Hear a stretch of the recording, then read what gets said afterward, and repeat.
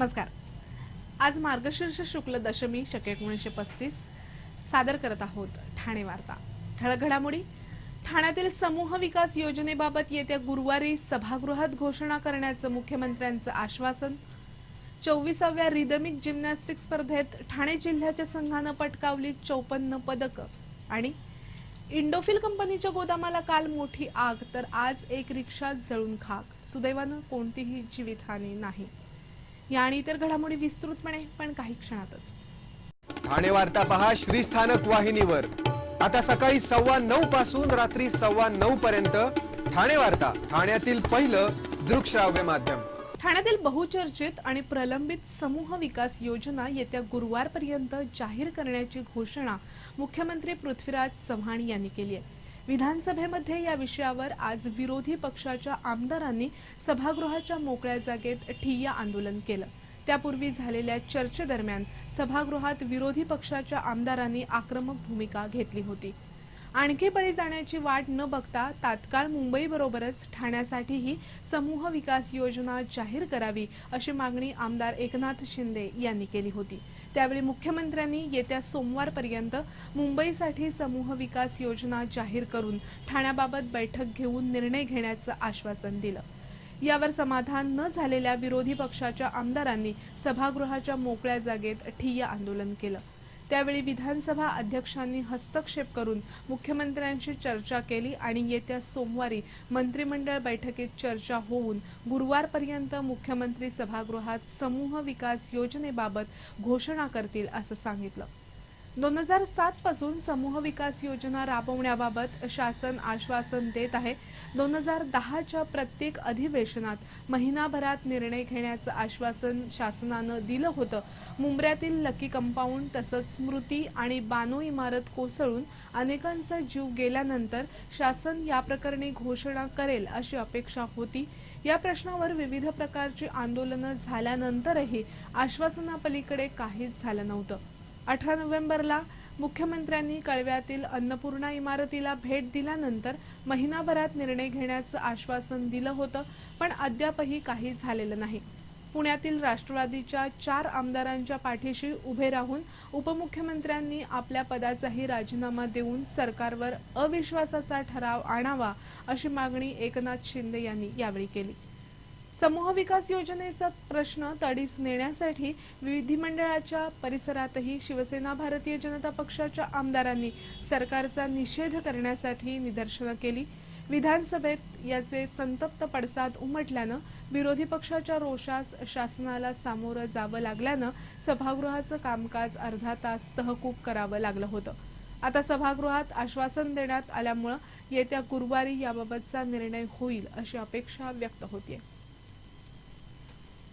ठाण्यातील इंडोफिल कंपनीच्या गोदामाला काल रात्री आग लागली होती। सुदैवानं या आगीत कोणतीही जीवितहानी झाली नाही।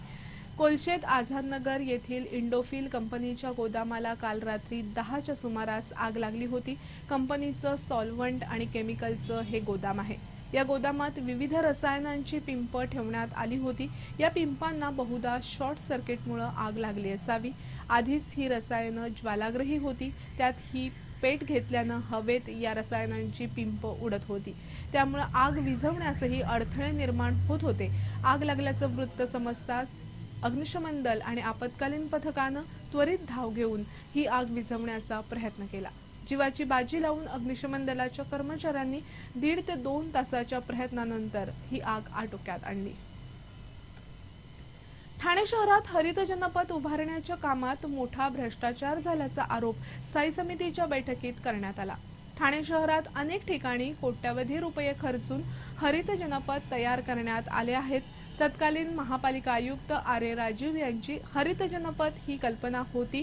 कोट्यवधी रुपये खर्च करूनही हरित जनपदाच्या कामाचा दर्जा राखण्यात यश आलं नसल्याचा आरोप स्थायी समितीच्या बैठकीत करण्यात आला। काही ठिकाणी गटारांवर निकृष्ट दर्जाचा स्लॅब टाकण्यात आला असून त्यावर मातीचा थर देण्यात आल्याचा स्थायी समिती सदस्यांचा आरोप होता। ठेकेदारांना अधिकाऱ्यांचा आशीर्वाद असल्यानं हरित जनपद योजना अयशस्वी ठरली। यास जबाबदार असणाऱ्या अधिकाऱ्यांवर कारवाई करण्याची मागणी स्थायी समितीच्या बैठकीत करण्यात आली। 24व्या रिदमिक जिम्नॅस्टिक राज्य अजिंक्यपद स्पर्धेत ठाणे जिल्ह्यातील मुलींच्या संघानं पदकांची लयलूट केली। महाराष्ट्र हौशी जिम्नॅस्टिक संघटनेच्या वतीनं 24व्या रिदमिक जिम्नॅस्टिक स्पर्धेचं आयोजन करण्यात आलं होतं। मुंबई शहर, उपनगर, पुणे, औरंगाबाद, नाशिक, धुळे, अमरावती, रत्नागिरी आणि ठाणे इथून या स्पर्धेत 300 स्पर्धक सहभागी झाले होते। ठाणे जिल्हा जिम्नॅस्टिक असोसिएशन तर्फे सहभागी झालेल्या 18 मुलींच्या संघानं वैयक्तिक आणि सांघिक अशा दोन्ही गटात 32 सुवर्ण, 9 रौप्य आणि 13 कांस्य अशी एकूण 54 पदकं पटकावली। ठाण्याचा मुलींचा संघ आता राष्ट्रीय स्तरावरील स्पर्धांमध्ये महाराष्ट्राचं प्रतिनिधित्व करणार आहे। ठाणे वार्ता पहा श्रीस्थानक वाहिनीवर। आता सकाळी 9:15 पासून रात्री 9:15 पर्यंत ठाणे वार्ता, ठाण्यातील पहिलं दृकश्राव्य माध्यम। प्रारंभ कला अकादमीतर्फे बालमहोत्सव अर्थात बाल जल्लोषाचं आयोजन करण्यात आलंय। 11 आणि 12 जानेवारी दरम्यान सकाळी 9 ते 2 या वेळेत हा बालमहोत्सव होणार आहे। बालमहोत्सवात प्रवेश विनामूल्य असून बालगोपाळांसाठी विविध गोष्टींची रेलचेल आहे। या बालमहोत्सवात 1ली ते 5वी आणि 6वी ते 10वीतील मुलांना पारितोषिकं दिली जाणार असून 5000 रुपये रोख आणि प्रशस्तीपत्रक असं या पारितोषिकाचं स्वरूप आहे। ठाण्यातील शाळांनी प्रत्येक तुकडीतून एक विद्यार्थी आणि एका विद्यार्थिनीचं नाव अकादमीकडे पाठवावं। शैक्षणिक आणि सर्व गुणयुक्त विविध गोष्टीत आघाडीवर असलेल्या विद्यार्थ्यांचा पोस्टकार्ड साईज फोटो, गेल्या वर्षाच्या प्रगती पुस्तकाची झेरॉक्स पाठवणंही अनिवार्य आहे। पारितोषिकांसाठी प्रवेश स्वीकारण्याची अंतिम तारीख 20 डिसेंबर असून अधिक माहितीसाठी 98 211 08 156 या दूरध्वनीवर संपर्क साधण्याचं आवाहन करण्यात आलंय। नवी मुंबईमध्ये सध्या सुरू असलेल्या $25,000 पारितोषिक महिला टेनिस अजिंक्यपद स्पर्धेत 4 मानांकित खेळाडूंना पराभवाचा धक्का बसलाय। तर एकेरीतील भारताच्या अंकिता रैना, ऋतुजा भोसले यांचं आव्हान संपुष्टात आलं। थायलंडच्या प्लीपूच पेंगतारणनं भारताच्या आणि 5व्या मानांकित अंकिता रैनाचा पराभव करून या स्पर्धेतील तिचं आव्हान संपुष्टात आणलं। 8व्या मानांकित जॉर्जियाच्या ओक्सानानं वाईल्ड कार्डद्वारे प्रवेश केलेल्या भारताच्या ऋतुजा भोसलेचा पराभव करत तिची या स्पर्धेतील विजयी घोडदौड रोखली। तर कझाकस्तानच्या कमिला, ग्रेट ब्रिटनच्या ॲना स्मिथ, अर्मेनियाच्या ॲनी एमरेगॉन तसंच पोलंडच्या माग्दा लिनेटी यांनी आपल्या प्रतिस्पर्ध्याचा पराभव करत उपांत्यपूर्व फेरीत धडक मारली। ठाणे महापालिका आयोजित ठाणे महापौर चषक आणि ठाणे महापौर श्री हौशी शरीरसौष्ठव स्पर्धेचं आयोजन येत्या शनिवारी करण्यात आलंय। सिद्धेश्वर तलाव येथील गोदुताई परुळेकर उद्यानात या स्पर्धा होणार आहेत। या स्पर्धा राष्ट्रीय हौशी शरीरसौष्ठव महासंघाच्या नियमाप्रमाणे उंचीच्या 4 गटात होणार आहेत। प्रत्येक गटातील पहिल्या 7 क्रमांकांना रोख पारितोषिकं आणि आकर्षक स्मृतिचिन्ह दिले जाणार आहे।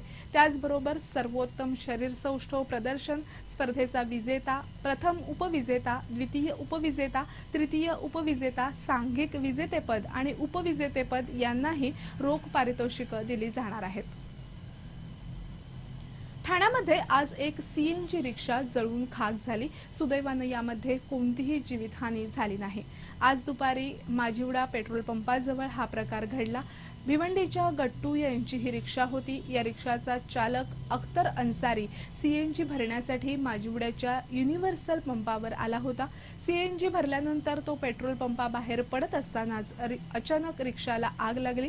रिक्षाला आग लागल्याचं वृत्त समजताच ठाणे अग्निशमन दल आणि आपत्कालीन पथकानं त्वरित धाव घेऊन परिस्थितीवर नियंत्रण मिळवलं। अग्निशमन दलाच्या बंबांनी ही आग आटोक्यात आणली। या आगीमुळे रिक्षा जवळपास खाक झाली असली तरी सुदैवानं यामध्ये कोणतीही हानी झाली नाही। पेट्रोल पंपाजवळच आग लागल्यामुळे काही काळ तणाव निर्माण झाला होता, पण रिक्षाची आग पटकन विझल्यानं पुढील अनर्थ टळला। जिल्ह्यातील खासगी अनुदानित प्राथमिक शाळांमधील अतिरिक्त ठरलेल्या सर्व शिक्षकेतर कर्मचाऱ्यांचं तातडीनं माध्यमिक शाळांमध्ये रिक्त पदावर समायोजन करावं असे आदेश शिक्षण मंत्र्यांनी दिले आहेत। कोकण विभाग शिक्षक आमदार रामनाथ मोते आणि शिक्षण मंत्री राजेंद्र दर्डा यांच्यामध्ये झालेल्या चर्चेदरम्यान हे आदेश देण्यात आले। खासगी अनुदानित प्राथमिक शाळांमधील विद्यार्थी संख्येअभावी अनेक तुकड्या बंद होऊन शेकडो शिक्षक अतिरिक्त ठरले आहेत। या शिक्षकांचंही तातडीनं समायोजन करावं। तसंच 1ली ते 5वी साठी 30 विद्यार्थ्यांना एक शिक्षक आणि 6वी ते 8वी साठी 35 विद्यार्थ्यांना एक शिक्षक याप्रमाणे शिक्षक पदं मंजूर करावी, असेही आदेश शिक्षण मंत्र्यांनी यावेळी दिले। नगरपालिका आणि महापालिका माध्यमिक शाळांमधील शिक्षक शिक्षकेतर कर्मचाऱ्यांना 6वा वेतन आयोग लागू करण्याचे आदेश मुख्यमंत्र्यांनी दिले असून याबाबतचा आदेश अधिवेशन संपण्यापूर्वी काढावा, अशा सूचना दर्डा यांनी या चर्चेदरम्यान दिल्या। बिगर आदिवासी क्षेत्रातील 178 तुकड्यांना सभागृहात झालेल्या पुरवणी मागण्यांदरम्यान शासनानं अनुदान मंजूर केलंय। हे अनुदानही येत्या 1-2 महिन्यात प्रत्यक्ष शाळांना मिळणार आहे। शाळांसाठी शासनानं मंजूर केलेल्या 266 कोटीच्या वेतनेतर अनुदानाचं तातडीनं वाटप करावं, असे निर्देशही शिक्षण मंत्र्यांना शिक्षण संचालकांना या चर्चेदरम्यान दिले। ठाणे वार्ता पहा श्रीस्थानक वाहिनीवर। आता सकाळी 9:15 पासून रात्री 9:15 पर्यंत ठाणे वार्ता, ठाण्यातील पहिलं दृकश्राव्य माध्यम।